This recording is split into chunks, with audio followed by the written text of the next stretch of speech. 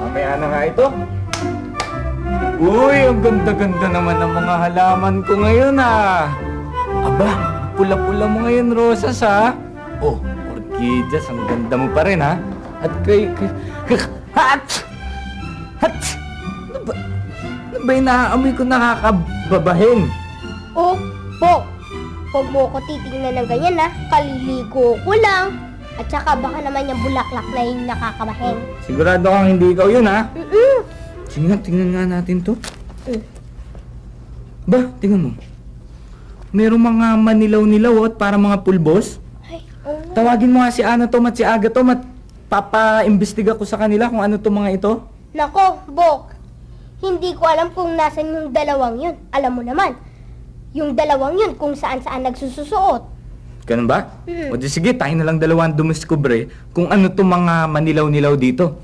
Sige, ayusin na yung mga gamit natin at tayo mag-i-ispirkitik. Halika, kuha tayo ha.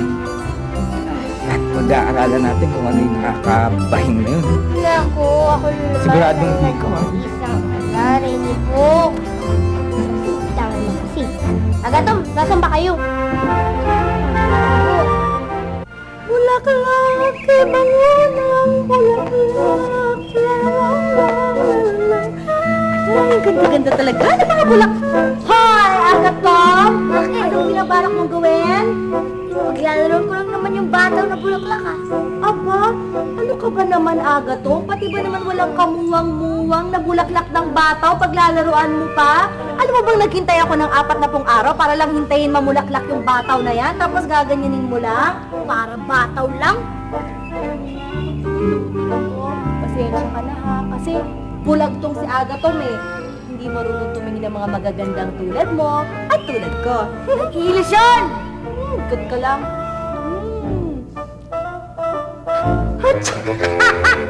Aba mo pala ha. Bakit ka nabahi? Hindi ko alam. Meron lang dito kung ano dito sa bulaklak na parang bumabalik na naman yata yung allergies ko eh. Bakit? Nakaka-allergy na ba ngayon ng mabango? Hindi naman, pero meron lang kung ano dito sa bulaklak na hindi ko malaman na nakakabahing eh. Hindi, alamin natin. Oh, ayan! Nandito na tayo sa loob ng bulaklak. Oo nga eh. Eh, bakit hindi ka na bumabahin? Eh paano naman, Agatom? Lumiit na tayo. Kaya hindi na pumapasok sa ilong ko yung mga nasingot natin kanina. Tama ka, Anatom. Ay! Pasensya ka na ha. Naistorbo ka tuloy namin sa pagtatalo namin. Naku, hindi. Kaming dapat na magpaumanhin. Nang dahil sa aming mga pollens, nangati tuloy ang ilong mo. Kitam, nakasama pa sa'yo ang pagkakaamoy sa bulaklak. Aba, hindi. Nagkataon lang na allergic siya sa pollens, kaya siya bumahing.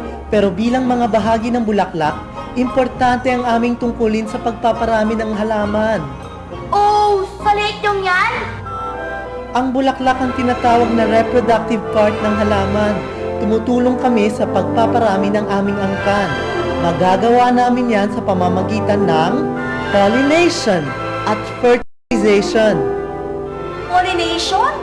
Fertilization? Oo, aangkas tayo kay Bubuyog para maintindihan niyo ang sinasabi ko. Bubuyog? Eh, saan naman tayo kukuha ng bubuyog?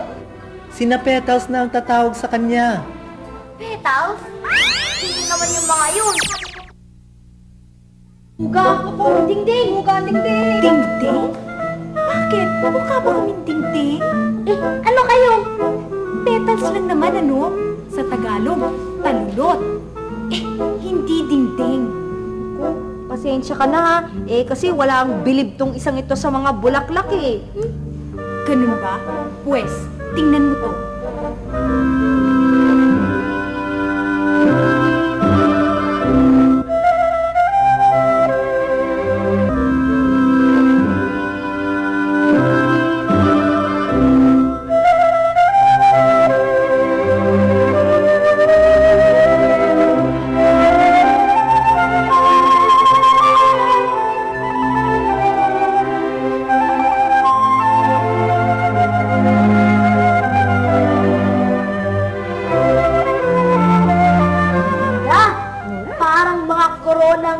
iba't ibang kulay.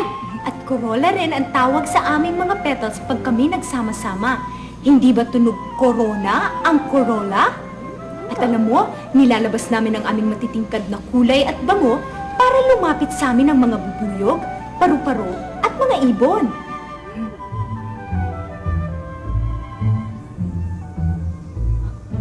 Ano yun? Narinig mo yung bust-bust na yun? Oo, parang ang si Gulitsap! Nako, hindi kulitsap yan. Yan ay bubuyog. Bubuyog? Yeah! Lola, naniniwala na ako sa kakayahan ninyong mang-akit ng bubuyog. Huwag niyo lang mamalapitin yan! Relax lang. Hindi naman kayo ang pakay niyan, kundi ang nectar sa bulaklak namin. Nectar? Oo, nectar. Yun yung matamis na likidong nakaimbak sa pinakaloob ng bulaklak. Yung kasi ang pagkain ng mga bubuyog. Huwag lang kayong magalaw at hindi kayo aanuhin yan. At habang nanginginain siya ng nectar, pagkakataon naming mga pollen sa kumapit sa kanyang balahibo. O ano, sama kayo? Sige! Kapit ha, mabuti.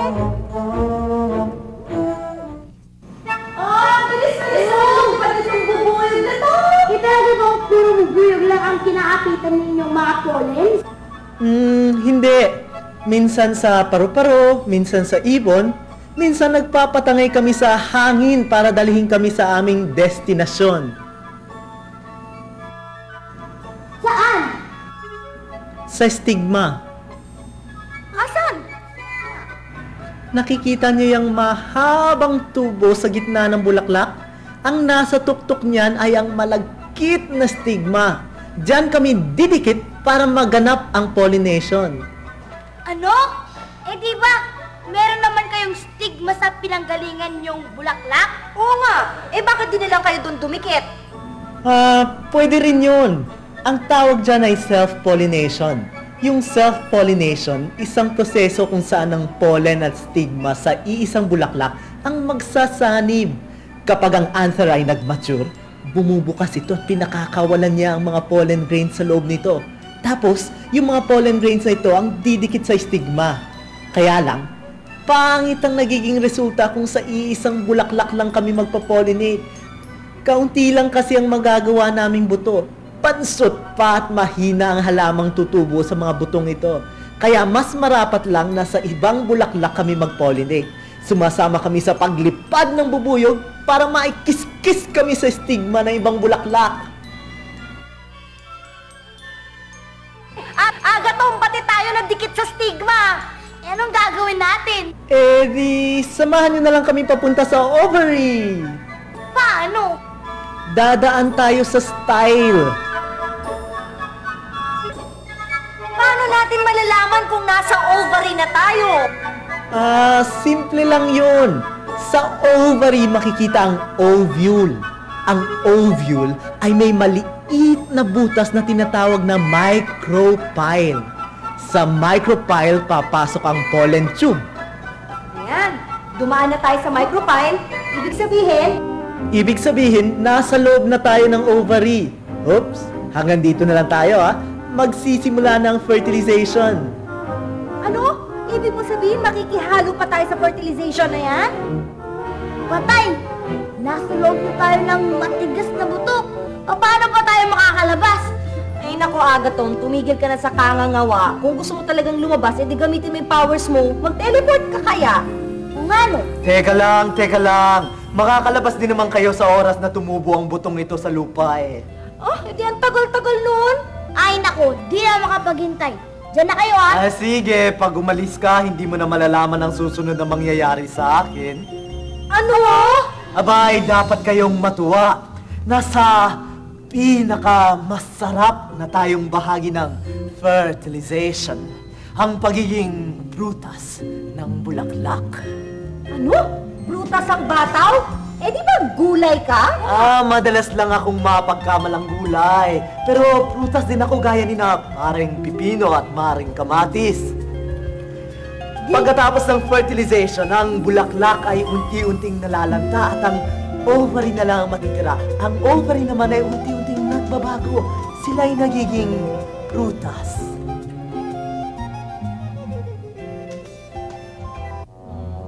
Ayan na, bumibuka na ako.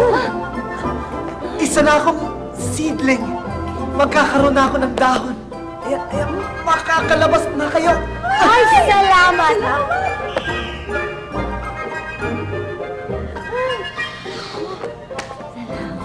Makalabas din tayo. O paano?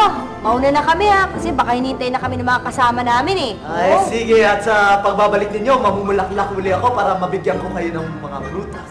Sige, hindi ka namin kakalimutan. Sige, paalam! Sige na, tara tayo kay Hey, Bok. balik na tayo kay Bok. Ihadong puro sermon ang maaabot natin. Bulaklak ng prutas, bulaklak ng gulay, kung ikaw ay susuriin, nagbabago ka pala. Nagiging buto, nagiging bunga, nagiging bagong halaman sa lupa. Sa loob may pollen na maliliit, nasa stigma'y kailangang dumikit. At pagdating sa ovary, ay doon maglalagi. Mga pagbabago'y magsisimulang mangyayari. Bulaklak ng prutas, bulaklak ng gulay, kung ikaw ay susuriin, nagbabago ka pala. Bulaklak ng prutas, bulaklak ng gulay, kung ikaw ay susuriin, nagbabago ka pala. La la la la la la la la.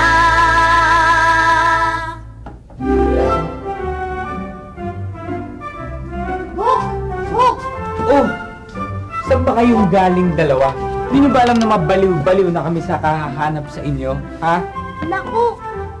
Kung nandito na kayo, di nalaman nyo na rin ang tungkol sa pollination at fertilization ng mga bulaklak. Kayo naman no, kaya nga kami nawala dahil naglakbay kami sa loob mismo ng bulaklak. Tapos, hinintay pa namin yung mga pagbabagong nangyari sa kanya. Mula sa pagiging bulaklak, hanggang maging prutas, hanggang ito'y maging buto at mahulog sa lupa at hanggang tumubo muli. Uy, nagpakahirap pa kayo ha. Yan din ang in-experiment namin ni Bok dito. Oo nga. Oh, Bok, ayaw mo naman. Ayaw maniwala nga. Halika kayo dito. Ano to? Magat ang kayo. Tignan niyo yan. Ganyan ba itsura na nakita niyo? Sige, tignan niyo. Ay, oo nga, tignan mo ano to mo. Nga. Ay, oo nga! Ito nga nakita namin, Paula! Ay, Naku po! At pinatake na naman ang allergy mo. Alam mo, pareho tayo ng problema. Pero huwag ka mag-alala, Anatom. Dahil na-discover ko na ang solusyon dyan. Charan! ano yan? Pollen extract mula sa mga bulaklak na hiniwa namin kanina. Alam mo, napag-alaman namin na ang katas pala ng pollen ay mabisang antidote laban sa pollen allergy na meron ka ngayon. Hindi. Kaya, Ay, halika Bok, na. ayos na ako. Wala na ako allergy. Pollen allergy. Talaga? Ay, wala na nga, ano. Wala na Wala yan. na. Halika na. Halika. Wala na!